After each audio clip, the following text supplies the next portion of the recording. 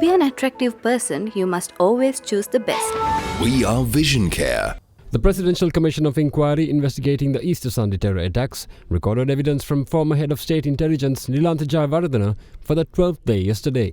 During the testimony, Jayawardena contradicted claims by IGP Pujit Jayasundara, who earlier stated that he was only informed of the attack threat on the 9th of April 2019. Jayawardena told the Commission that he had instead telephoned IGP Jayasundara on the 7th of April and informed him of a warning received via WhatsApp at 10:40 am on the 4th of April from a foreign intelligence source. He added that the following day, the 5th of April, he had received the same warning through official means.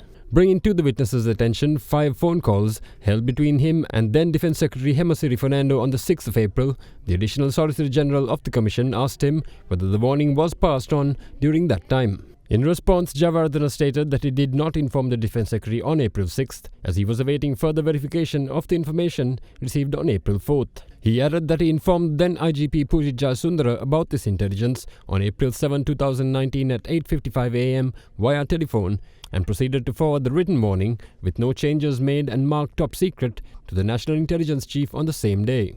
The Additional Solicitor General then asked the witness what action had been taken by the State Intelligence Service on the possible targeting of prominent churches. In response, the witness stated that due to the importance of a church, depending on its participants, discussions only centered around the overall information received and not locations of important churches. The Commission then drew the witness's attention to an intelligence report submitted by an Assistant Director of the SIS on 5th April 2019 that clearly marks St. Anthony's Church in Kochigare, the Indian High Commission in Galface, as well as other churches in Bamlapitia and Kolpiti as possible targets.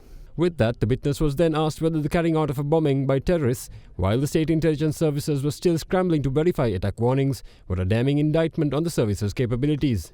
In response, Jayawardena stated that he had warned all responsible parties 2 weeks before the attack, as well as the day before the attack, and had also provided information that there would be 2 more attacks after the 6 initial ones, as well as information on the bomb van parked near the Kochikade church. Therefore, he added that despite certain shortcomings based on these actions, it was unfair to state that the role of the State Intelligence Service was weak, as it had provided all necessary information as required by it at the time.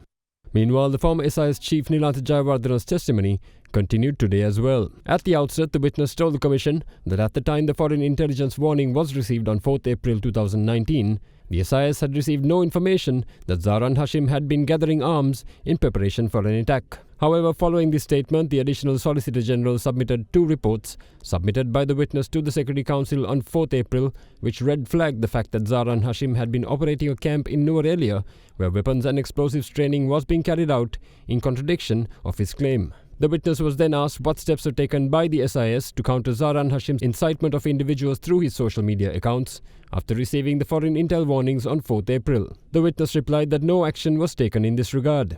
The Additional Solicitor General then drew the attention of the Presidential Commission to the fact that although the State Intelligence Service failed to take such action, the Police Terrorism Investigation Division had worked to disable Zahran Hashim's Facebook account before the Easter attacks.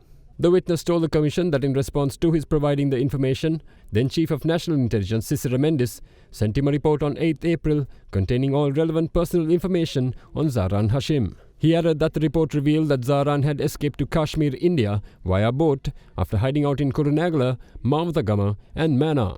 The report also highlighted that Zahran's escape was aided by Rifkan Batiuddin, a former Eastern Provincial Councillor and brother of former Minister Rishad Batiuddin. He added that the report also claimed that Zahran had returned to Sri Lanka from Kashmir and was hiding in Slave Island at the time. The witness was then asked by the Commission whether the foreign intel warnings had already been received when the SIS was informed by the National Intelligence Chief on Zahran's escape and who aided him. The witness responded in the affirmative and revealed that he had then called the National Intel Chief and told him that the issue was a big problem. He added that National Intelligence Chief Cicera Mendes then responded, promising to take the issue up with the Defence Secretary. The witness was then asked why he failed to take action despite there being a clear corroboration between the foreign intel warnings and the information provided by the National Intelligence Service. In response, the witness rejected the assumption that he failed to take action and stated that all necessary action had been taken in this regard. The Commission then asked Jayawardena whether there was mention of the information provided by the National Intel Chief Cicera Mendes at a prior occasion, to which he responded that former Army Commander Mahesh Senanayaka had mentioned Zahran's India escape and Rifkan Batiuddin's involvement on 9th March 2019 at an intelligence review meeting. Meanwhile, former State Minister of Defence at the time of the Easter attack, Ruwan Wijewardena, was at the Police Investigation Unit of the Presidential Commission of Inquiry at 9:30 a.m. this morning to record a statement. His statement lasted for almost 5 hours. මම හිතනවා ඉදිරියේදී කොමිසම ඉස්සර ඉදිරිපිටත් මම හිතන්නේ ගිහිල්ලා අපිට කතා කරන්න වෙනවා මේ ඉදිරි දිනේදී. ඉතින් මම ගොඩක් ඇත්තටම සතුටු වෙනවා එක පැත්තකින් මොකද රටේ ජනතාව ඇත්තම මේකේ ඇත්ත දැනගන්නටත් අවශ්‍යයි. ඒක හංගන්න දෙයක් නැහැ. ඉතින් මම හිතනවා කොමිසමෙන් කරන පරීක්ෂණ වලින් මේ රටේ ජනතාවට පාස්කු ප්‍රහාරය පිළිබඳව ඇත්ත දැනගන්න පුළුවන් වෙයි කියලා මම විශ්වාස කරනවා. රාජ්‍ය ආරක්ෂක රාජ්‍ය අමාත්‍යවරයා හැටියට මම වැඩ කටයුතු කෙරුවට මගේ විෂය සෙට් කරලා තිබ්බේ ආරක්ෂක විද්‍යාලයත් රණවිරු සේවාධිකාරියත් ඒ වගේම ජාතික ශිෂ්‍ය බට බලකායයි බටලන්දේ මාණ්ඩලික සහ සේවා විද්‍යාලය. ඔය විෂයන් හතර තමයි මට බාර දීලා තිබ්බේ. කොහොමදත් මේ පාස්කු ප්‍රහාරය පිළිබඳව ඊට කලින් කිසිම තොරතුරක් අපිට ලැබුණේ නැහැ. ඔබතුමන්ට ආරක්ෂක කවුන්සිලයට කැඳවීම තිබ්බද? දින 52 තිබ්බේ අර ව්‍යවස්ථා ප්‍රශ්න උඩ ඊට කලින් අපි ආරක්ෂක කවුන්සිලයට ආරාධනා තිබ්බ. නමුත් එයින් පස්සේ දින 52කින් අපි ආපහු රජයක් පවත්වලා ආවම් පස්සේ අපිට කිසිම රැස්වීමකට අපි ආරාධනා කරුවේ නැහැ. මට අගමැතිතුමාටත් ආරාධනාවක් තිබ්බේ නැහැ. කිහිප අවස්ථාවක අප්‍රේල් 21 නෙවෙයි ඊට කලින් මේ සම්බන්ධව දැනුවත් කරලා තියෙනවා කිව්වා බුද්ධ්‍යංශ විසින්. බුද්ධ්‍යංශ වලින් අපිට ඉස්සෙල්ලා දැනුවත් කෙරුවේ සහරාන් කියන පුද්ගලයා අන්තවාදී අදහස් ප්‍රකාශ කරනවා මේ සමාජ මාධ්‍ය තුල කියලා. සහරාන් කියන පුද්ගලයා ත්‍රස්තවාදී වැඩ කටයුතු වල යෙදෙනවා කියන කිසිම තොරතුරක් ඉදිරිපත් කරුවේ නැහැ. ඉතින් ඒ අවස්ථාවේදී අපි බුද්ධ්‍යංශ වලිනුත් ඒ වගේම පොලිසියෙන් අහනකොට කිව්වේ සමාජ මාධ්‍ය හරහා කරන ප්‍රකාශ වලට ඒගොල්ලන්ට කිසිම පියවරක් ගන්න බෑ. මොකද ඒක වැරද්දක් කළා නැහැ. නමුත් ඒ පුද්ගලයා පිළිබඳව විමර්ශන කරන බව තමයි ඒ අවස්ථාවේදී සඳහන් කරුවේ. ඔබතුමන්ගේ මතය මොකද්ද මේ ප්‍රහාරයට හේතුව? ජනාධිපතිතුමාත් ආණ්ඩුවත් අතර තිබ්බේ ඉරස්කභාවය නිසා තමයි මෙවැනි තත්ත්වයක් උදා වුනේ. ඒක ඇත්තම ගොඩක් කනගාටු වෙනවා ඒ ගැන. කියන්නේ පහුගිය රජය සම්පූර්ණ වගකීම් බාර ගන්න ඕනේ කියලා ප්‍රසම්ම. අපි රජයක් හැටියට වගකීම බාර ගත්තනේ. පාර්ලිමේන්තුවේත් ඒ වගකීම අපි බාර ගත්තා. නමුත් මේක බුද්ධ්‍යංශයත් ඒ වගේම පොලිසියත් අතර ඒ වගේ හරියටම තොරතුරු හුවමාරු වෙලා තිබ්බනම් මම හිතනවා මේක මේ ප්‍රහාරය අපිට වළක්වන්න තිබ්බා.